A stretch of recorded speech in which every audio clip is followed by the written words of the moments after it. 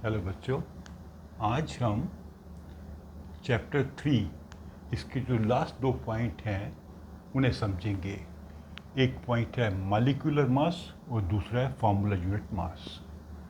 In fact इस पे मैंने आपसे पिछले वीडियो में बताया था कि मैं आपको मोल के बारे में भी बताऊंगा, लेकिन एक्चुअली जो नई आपका एडिशन है टेक्स्ट बुक का उसमें मोल वाला इन्होंने पोर्शन हटा दिया है, तो थोड़ा कुछ पॉइंट्स इन्होंने कम कर दिए हैं नई बुक में।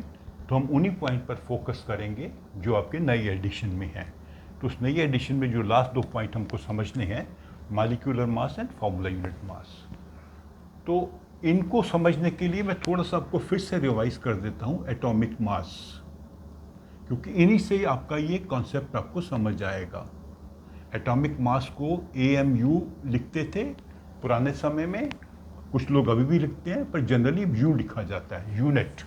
ये है एटॉमिक मास यूनिट, ये है या खाली यूनिट। तो एटॉमिक मास यूनिट क्या होगा? अगर आपने मेरी वीडियो ध्यान से देखी तो आप समझ गए होंगे कि हम क्या करते हैं कि कार्बन 12 जो है एक एलिमेंट है, उसका एटम के मास को हमने 12 यूनिट असाइन किया हुआ है। मतलब हमने उसका एक मास का नंबर दे दिया है कि कार्बन 12 का जो एटम का मास है वो है 12 यूनिट। 12 क्यों रखा? क्योंकि इसके न्यूक्लियस में 6 प्रोटॉन्स एंड 6 न्यूट्रॉन्स होते हैं। वो अगले चैप्टर में जब हम स्ट्रक्चर के बारे में समझेंगे तो मैं आपको थोड़ा बताऊंगा। तो कार्बन 12 का एटॉमिक मास यूनिट है 12 यूनिट। तो अभी इसके कंपैरिजन में हम सबका मास कैलकुलेट करते हैं। जैसे हाइड्रोजन का मास जो है इसका 1/12 है, मतलब 1 यूनिट। या आप ऐसे भी कह सकते हैं कि हाइड्रोजन के 12 एटम्स का उतना ही मास है जितना कार्बन के एक का यूनिट का मास है। इसी आधार पे हम देखेंगे तो ऑक्सीजन का निकलेगा 16, नाइट्रोजन का निकलेगा 14। तो ये रिलेटिव मास है। रिलेटिव मास मतलब हम किसी चीज़ से कंपेयर करते हैं। वैसे भी जब हम मार्केट में जाते हैं कोई चीज़ खरीदते हैं तो कंपेयर किया जाता है। मान लीजिए आपने कहा जी मेरे को 1 किलो प्याज दो, तो दुकानदार के पास 1 किलो का एक वेट होता है। वो तराजू में एक साइड पे रखता है, दूसरी तरफ प्याज रखता है, उसको कंपेयर करता है। जो बराबर हो जाता है तो उतने प्याज आपको देता है, बोलता है ये 1 किलो है। 1 किलो कैसे बना? हमने किसी चीज़ से कंपेयर किया। जो 1 kg का उसके पास वाट है, वेट है, उससे वो कंपेयर करता है। तो ऐसे ही हम किससे कंपेयर कर रहे हैं? कार्बन 12 के एटम से। और कार्बन 12 के एटम को हमने बोला 12U, ये इसका मास है एक एटम का, और बाकी का इसके रिएक्शन में हम कंपेयर करते हैं। ठीक है, तो ये हो गया एटॉमिक यूनिट मास। तो अभी मॉलिक्यूलर मास क्या होगा? तो मॉलिक्यूल हम समझ चुके हैं कि कुछ एलिमेंट्स हैं जिनके एटम्स हैं कंबाइन करते हैं। जैसे हाइड्रोजन में 2 कंबाइन करेंगे, ऑक्सीजन में भी 2 कंबाइन करेंगे, ओजोन में 3 कंबाइन करेंगे। पानी है उसमें H2O हो जाएगा, हाइड्रोजन और ऑक्सीजन। तो इसमें हम क्या करेंगे? हाइड्रोजन के 2 हैं, 2 × 1 2, तो हाइड्रोजन मॉलिक्यूल का 2 यूनिट हो जाएगा। ऑक्सीजन के मॉलिक्यूल का 16 × 2 32 यूनिट हो जाएगा।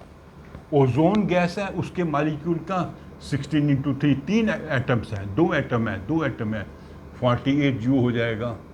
वाटर में क्या है? 2 हैं, हाइड्रोजन के 2 हैं, हाइड्रोजन का 1 यूनिट होता है, प्लस ऑक्सीजन का 1 है, 1 एटम है उसका 16, 2 + 16 = 18। तो ऐसे आप किसी भी मॉलिक्यूल का उसका मास निकाल सकते हैं। ये भी रिलेटिव मास है। रिलेटिव क्यों है? कि हम उससे कंपेयर कर रहे हैं कार्बन के मास से। कार्बन के मास से हमने हाइड्रोजन का कंपेयर किया, उसको ऐड करके हमने हाइड्रोजन मॉलिक्यूल का निकाला। कार्बन के मास से हमने ऑक्सीजन का कंपेयर किया, फिर उसके मॉलिक्यूल का निकाला। पानी है तो इसमें हाइड्रोजन और ऑक्सीजन, इसको हमने कार्बन से कंपेयर किया था, इसको भी कार्बन से कंपेयर किया था। तो कंपेयर करके हमने बनाया इसका 1, इसका 16, इसके 2 एटम है, इसका 1 एटम है, ऐड करके 18। तो कोई भी अगर आपको मॉलिक्यूल दिया जाता है एग्जाम में, तो आपने क्या करना है, उस मॉलिक्यूल के जो एटम्स होंगे उनका नंबर भी देखना है।